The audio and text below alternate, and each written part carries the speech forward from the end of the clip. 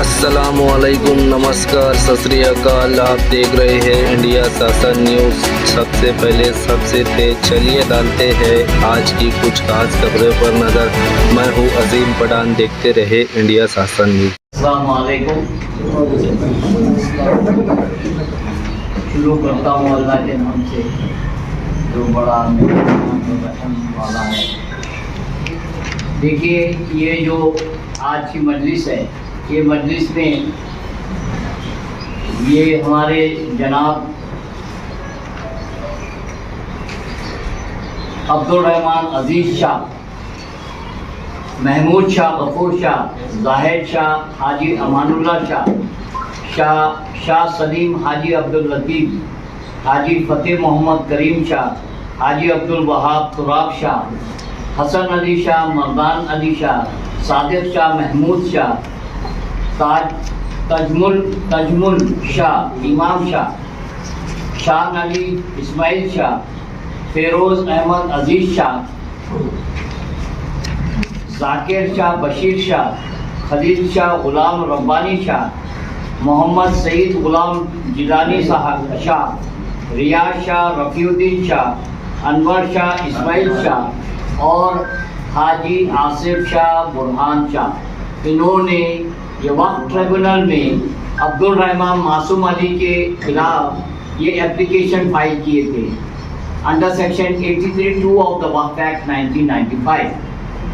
ये एप्लीकेशन, इनका जो चेंज रिपोर्ट जो पास हुआ था मासूम अली, अब्दुल रहमान मासूम अली का जो चेंज रिपोर्ट एक्सेप्ट करे थे वक्फ बोर्ड ने, उसको हमने ट्रिब्यूनल में चैलेंज करे थे और ट्रिब्यूनल में चैलेंज करके हमने ये बताए थे कि what are all the illegalities and irregularities of the Waqf board committed by the chief executive officer.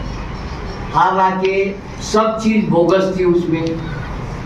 जो इन्होंने जो चेंज रिपोर्ट जो दाखिल करे थे सामने वालों ने, वो हर चीज़ बोगस थी।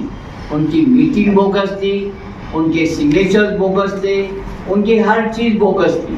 उन्होंने यहाँ तक कि उन्होंने जब वक्फ बोर्ड में आए तो वक्फ बोर्ड में आने के बाद उन्होंने जो दाखिल करे वो पूरी की पूरी फाइल हमने वक्फ ट्रिब्यूनल में मंगवाई कि भाई ऑन व्हाट बेसिस ये चीफ एग्जीक्यूटिव ऑफिसर ने पास किया इनकी चेंज रिपोर्ट, इनको कैसे बनाया शाह बिरादरी के ट्रस्टीज।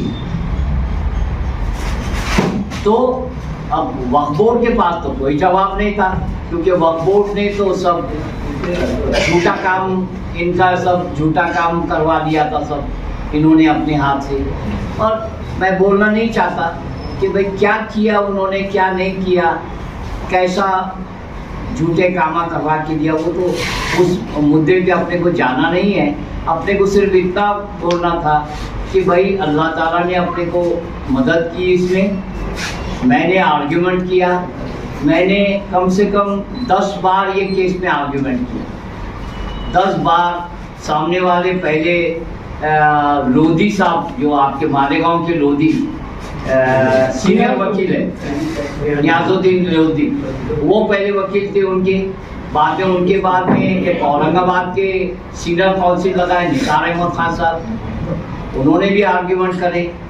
मैंने पहले दिन से मैंने आर्ग्यूमेंट करा और मैंने हमारे महमूद शाह साहब को और हर एक जो भी मेंबर्स थे इनके पास, इनको तसल्ली बख्श इनको ये बताया कि देखो भाई अपना केस बहुत स्ट्रॉन्ग है, आप फिक्र नहीं करने का। देखो वक्त लगेगा, 1 साल पूरा लगा साहब।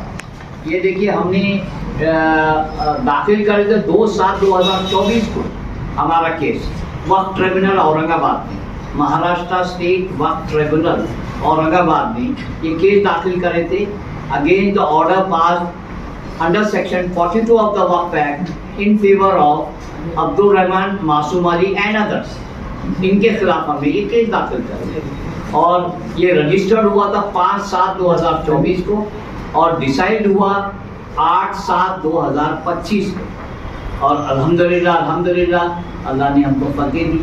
हमने जो काम किया बहुत ईमानदारी से इनके साथ हमने हर चीज़ के ये की और इन्होंने भी हमारे ऊपर बहुत भरोसा रखा। इन्होंने कभी भी हमारे को ये नहीं कहा कि अरे वकील साहब ये वक्त हो रहा, टाइम हो रहा, आप इतने बार क्यों आर्ग्यूमेंट कर रहे।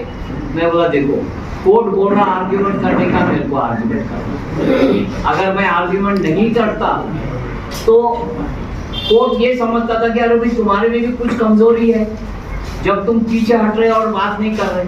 तो हमने हर चीज, पूरी चीजें जो थी, कैसा स्कीम है, स्कीम के तहत कैसे होना चाहिए शाह बिरादरी का अपॉइंटमेंट, ट्रस्टीज कैसे बनना चाहिए, वो हर चीज बताया मैंने कोर्ट को। और कोर्ट ने हमारी बात पूरी तरीके से तस्लीम किया।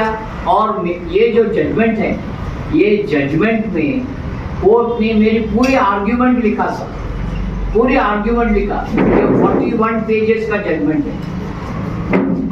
41 पेजेस के जजमेंट में 20 पेजेस सिर्फ मेरी आर्ग्यूमेंट लिखी साहब, जज साहब ने।